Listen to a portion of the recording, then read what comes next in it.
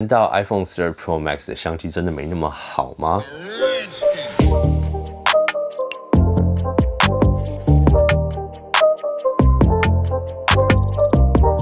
Hello， 大家好，我是苹果爹。那昨天晚上很多 iPhone 12 Pro Max 的 review 都已经出来了，那就是有很多人已经先拿到苹果给的公关机，所以昨晚真的是看了非常多影片。在看影片的过程，真的有点像是洗三温暖一样哦，这种好像有比较好，好像没有比较好，那到底是怎么样呢？那也非常多人传讯息给我，一直问我这个问题，我的收件夹也是爆炸，所以我们今天就来讲吧。好，那我看了非常多个，从 Marques Brownlee、MKBHD， 然后 David Lee、The Verge、Jonathan Morrison、iJustin。Mr. Who's the Boss、Peter McKinnon， 然后还有钟文哲啊、3C Ting 哥这些等等我都看了，那我就来分享一下我的感觉。那如果你喜欢这类影片的话，记得订阅频道、按下小铃铛，然后按赞跟分享。好，那我们就先来讲几个地方，就先来讲第一个重点嘛，很多人都有提到，就是它的尺寸大小。那这个我当初在拿到这个样机的时候，我就觉得，哇，这个抓起来真的是感觉比 11 Pro Max 存在感还要多很多。那很大的重点就是在它的侧边这个直角的设计齁。那虽然它的尺寸整体来说跟11 Pro Max 大概大了那么一点点，可是在你真的去用它的时候，手去抓它的时候，这个切直角的方式真的会让你觉得还蛮容易去卡到手了。但在我自己用12 Pro 一阵子之后，其实是蛮喜欢这样的手感的。我觉得它在整个握抓感上面感觉是更安心了一点。所以非常多的建议就是说，如果你真的要买 Pro Max， 那你先前又不是用大手机的人，真的是蛮建议就是先去店里面去摸摸看，去把玩看看这样的尺寸跟重量你到底可不可以接受。那在重量方面就是跟11 Pro Max 一样，这样的重量真的就像蛮多观众提到的，抓久就有点像在练手臂的感觉。那如果你常常喜欢躺着看剧的话，这个砸下来到你的头上真的也是会很痛。那再来第二个点就是电池续航力，这边在 David Lee 的部分，他有比较细节的去测试，就是说它整体的续航力是怎么样。基本上当然是所有12系列最好的，可是跟11 Pro Max 比起来的话，其实还差了一点点。那这个差距的话，我觉得整体使用的范围下几十分钟内，我觉得这个还可以接受，至少不会像让你觉得说，用12 Pro 那样有一种电池续航力不够的那种焦躁感。那我先前也有提到，就是说虽然说他们在苹果的官网说它续航力是一样的，可是我是觉得说电池容量比较小，这个应该就会是一个硬伤。那现在看起来应该还是会差了那么一点点，可是至少不是差到一个很大的范围。那有很多先前用11 Pro Max 的人，甚至没有提出来他感觉到有任何差别。所以电池续航力这一点呢，当然我也会在拿到实机之后，那实际用我使用的方式来测试给大家看，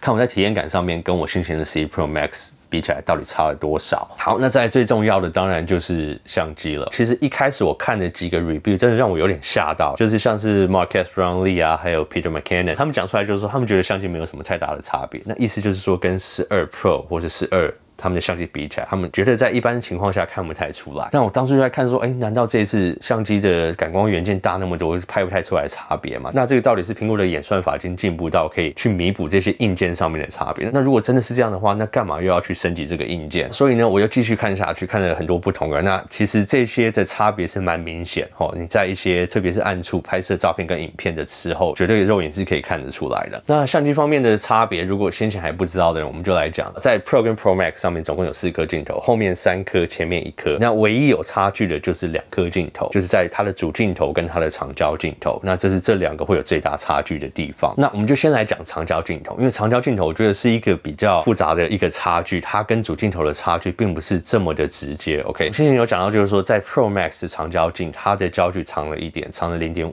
倍，但是它的光圈小了 0.2。那实际测试起来就是说，可能在光源比较不好的时候，或者你有点背光去拍摄一个物体的时候，它的噪点会多了一点点，模糊了一点点，可是它的焦段就是比较长。那如果光源在低下来的时候，它基本上就是用到主镜头，所以那个部分就没有差别。那还有另外一个，我觉得很多人要注意到的一点就是说，你平常有没有在用长焦镜头拍人像模式？那这个人像模式是什么意思？就是基本上从 iPhone 7 Plus 一直到今年的12 Pro， 不是 Pro Max 哦，他们的长焦镜头的焦段都是一样。所以当你在按下这个人像模式的时候，它就会自动切到2倍的镜头去拍这个人像模式。那我觉得说，如果你喜欢这样的焦段，就是说你平常蛮依赖用这种方式去拍人像模式，那你对于说这个2倍的焦段，你跟拍摄物体之间的距离是一个非常习惯的，或者说你基本上已经没有地方再向后退了。如果你要换到 Pro Max 的话，你就要去考虑这一点，因为它在这个部分的人像模式，它使用的当然就是它的2.5倍的长焦镜来拍，这个时候它的当然就是离你主体的距离又会再拉近了一点。那我觉得这一点要讲清楚，不然我觉得很多人买了 Pro Max 会觉得说，奇怪，为什么我在拍摄这个2倍人像模式的时候，为什么主体拉得那么近？但我自己而言是很少去用2倍镜的人像模式啊，其实比较喜欢用主镜头的，所以要看你使用的状况是怎么样，那这一点要考虑清楚。好，那再来我们就来讲到主镜头这个部分，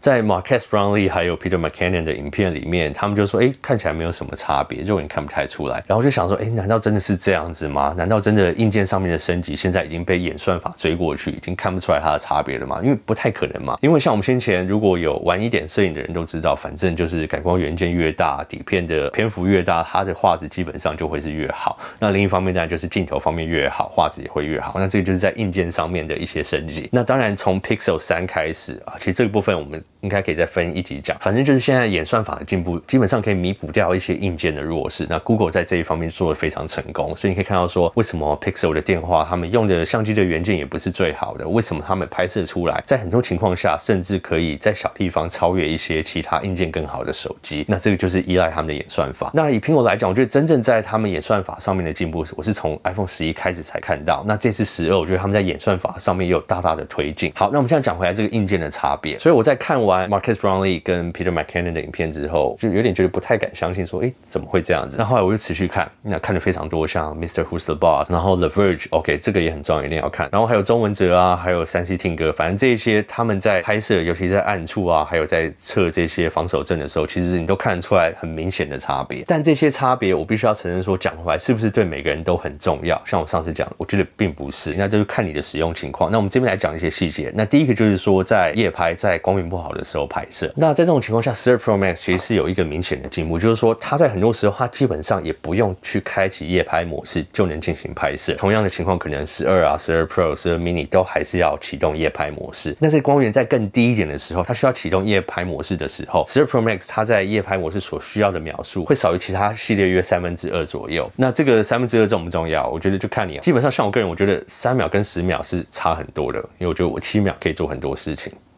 那或是换另外一个方法讲，同样的时间，如果其他12系列只能拍1张，那我用 Pro Max 可以拍3张出来，所以对我而言，这个是一个蛮重要的地方。那再讲回来，在细节的部分，特别是在一些毛发啊、一些你要拍摄主体的细节方面，其实放下去看都是明显看得出来12 Pro Max 在这些方面的优势。The Verge 甚至说，这个绝对是今年目前为止在手机上面最好的一颗相机。那这些是在光源比较不好的时候，那在太阳光很好的时候，其实就是看不太出来。可是其实在光源好的时候，我们用盲测的方式去评测一些相机啊、手机这些东西的差别。那在画素它们相近的情况下，其实在太阳光下你拍一个东西，大概盲测很多人都看不太出来。但是我们通常买好一点的东西，就是为了在一些比较严峻的情况下，可以拍出一些比较好的照片嘛。所以这就看个人的需求。那在夜间录影的时候，我在看这些评测下来，我也是可以看得出明显的进步。但不要期待说会看到那种 Sony A73 专业相机的那种在夜间模式录影的那种成效啦，毕竟还是一只手机。可是以目前所有12系列来讲，它绝对是最好的，而且是明显的看得出来。那我刚刚有提到说，在一些最明显的情况，就是在光源不好的时候，你可以看得出拍照出来的差别。那其实，在 Mr. Who's the Boss 他有测试一个方式，就是当光源对比很强的时候，譬如说他去拍一个灯泡里面的细节，那一样的方式去拍摄12 Pro Max， 因为它的感光元件更大，所以它是动态范围上面又更广，所以当他去拍摄一个强烈对比光源的时候，12 Pro Max 很明显在细节上面也有很大的进步。好，那下一个重点就是我觉得很重要的一个东西，就是散景。那感光元件越大的时候，如果在同样光圈的情况下，你在拍摄一个主体，那它跟背景的散景会是更明显的。那这个散景当然我可以说啦，散景不会让你的照片变得更好，那很多玩摄影的人都会这样讲。但我们讲回来，我们一般使用好了，就像我想当网美，我想要拍那种网美照好了，那你去一些咖啡厅啊，或是下午茶，你去拍个蛋糕的时候，那你在一样距离条件下去拍摄这个主体的时候，那它背后的散景在 Pro Max 上一定是会更加的明显。所以呢，如果是网美在这种情况下有没有差？我觉得有啊，因为有时候背景你不能控制它美不美嘛。那这种情况下的散景，你可能会说，我们能不能用人像模式来模拟？其实人像模式它有一个限定你的拍摄的一个距离的长度哦。那这个我们硬件上面所制造出来的散景，基本上你可以把东西拿得越来越近，它后面的散景会越来越明显。那所以像网美，你想拍你的蛋糕，你想要拉近一点去拍你的蛋糕，对着天空或什么，那这种时候它在主体跟背景分离的会更加的明显。所以对我而言，我觉得这个散景景多一点，绝对是非常重要。再来另外一个很大的差别就是它有感光元件位移的防手震，那这个也是12 Pro Max 独有的。在我看这些影片看起来，我觉得很明显，而且我觉得非常的明显。那你可以看Tim哥他有去在车上用这个去拍摄，其实台北的路可能大家也知道嘛，就是一定会有一些什么小坑洞什么有的没的。那他是在这种情况下拍摄起来，我觉得他还是非常的稳定。那另外一点像是 iJustin 或是其他人去拍的，你可以看得出来他们在走动的时候，他其实这个防手震的进步啊，像钟文哲的影片也是看得出来非常的明显。那当然这些差距讲回来，是不是每个人都需要？我觉得不是。像其实非常多的评测，他们影片最后都有讲到，其实美国现在的经济状况啊，因为疫情的关系还不是太好。如果不是真的有必要换电话，你就不要换电话，因为反正明年会更好。那我的想法也是一样，如果你今年是一定要换的人，就是说你的手机可能有点问题，我提的这一大串东西，你有点有听没有懂的话，那你对续航力的需求又不是像现在像我这样习惯11 Pro Max 的情况的话，那我的建议就是你买12就好，也不用买到12 Pro。那如果对我刚刚讲的这些你都懂，那你也相同的很在意这些东西在你手机上的表现的话，那我相信你也是直接上12 Pro Max 对你会是最好的选择。好了，那所以再来的重点就是要等我星期五拿到手机，然后实际来做一些测试跟12 Pro 来做一些实际的比对。那我觉得这种情况下会是最直接最明显的。那我到时候会再来做进一步的分享跟大家讲。那如果你不想错过这类影片的话，那就记得订阅频道，按下小铃铛。好，那今天的影片就先到这边，我们下次影片见喽，拜。